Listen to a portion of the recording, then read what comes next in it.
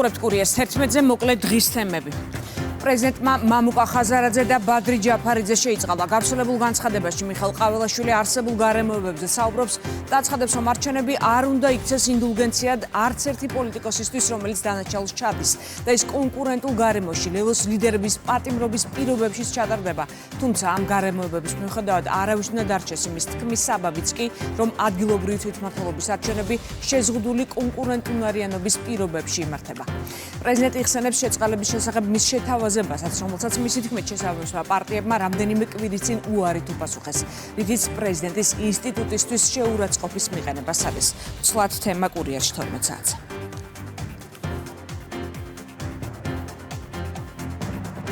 არჩევნო სუბიექტების რეგისტრაციის პროცესი.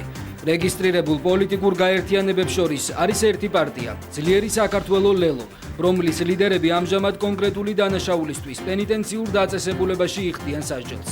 უდავოა, რომ ადგილობრივი თვითმმართველობის არჩევნები კონკურენტულ გარემოში მათი პატიმრობის პირობებშიც ჩატარდება.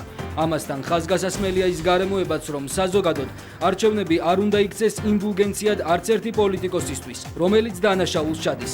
არც ის გარემოებაა მხედველობიდან გასაშვები, რომ ჩემს შეთავაზებას შეწყალების შესახებ შესაბამისმა პატიმრებმა რამდენიმე კვირის წინ უარით უპასუხეს, რითაც პრეზიდენტის ინსტიტუტისთვის შეურაცხყოფის მიყენება სცადეს.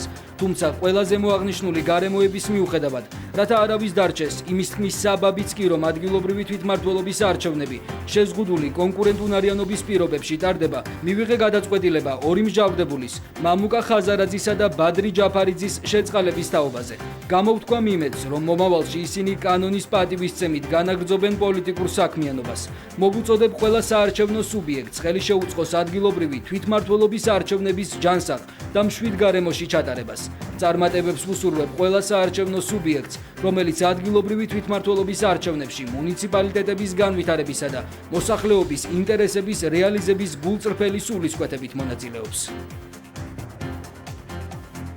შინაგან საქმეთა სამინისტრომ ინტერპოლის წითელი ცირკულარი ძებნელი 3 პირი დააკავა. ოპერატიული ღონისძიებები თბილისსა და ბათუმში ჩატარდა. დაკავებულები თურქეთის მოქალაქეები არიან, მათ თურქეთის ხელისუფლება ნარკოტიკებით ვაჭრობის, სხეულის დაზიანების, ცილისწამების, ქურდობის და თავისუფლების უკანონო აღკვეთის ბრალდებით ეძებდა. დაკავებულებმა საქართველოს საზღვარი ჯერ კიდევ მაშინ გადმოკვეთეს, სანამ მათზე საერთაშორისო ძებნა გამოცხადდებოდა.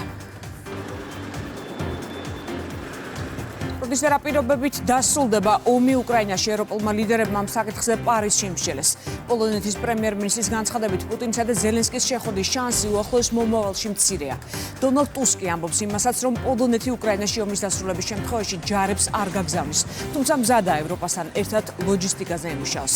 განცხადებას ავრცელებს ურსულა ფონ დერ ლაიენიც. ევროკომისიის პრეზიდენტი ამბობს, რომ უკრაინა უნდა გახდეს ფოლადის ზღარბი, რომელიც ამჟამინდელი და მომავალი აგრესორებისთვის მოუნელებელია.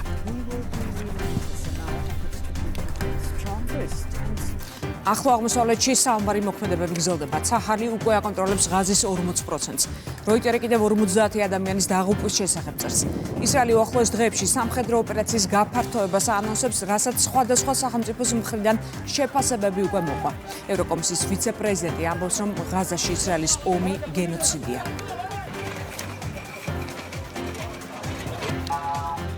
გამოცემები ბილტი და ველტი გერმანიაში პოლიტიკოსების საეჭვო გარდაცვალების შესახებ სკანდალურ ინფორმაციას ავრცელებენ.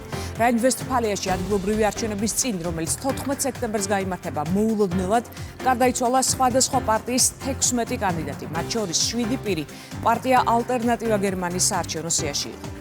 პოლიციაში აცხადებენ, რომ გარდაცვალების ყველა შემთხვევა ბუნებრივი მიზეზით იყო გამოწვეული და საქმეში ბუნდოვანება არ იკვეთება. თუმცა პარტია ალტერნატივა გერმანიისთვის ბუნდესტაგში საქმის დეტალურ გამოძიებას ითხოვს. ცნობილი ხდება ისიც, რომ მომხდარის გამო 427 მუნიციპალიტეტში არჩევნები ჩაიშალა. დღის წესრიგში დგას ხელახალი კენჭისყრის საკითხიც.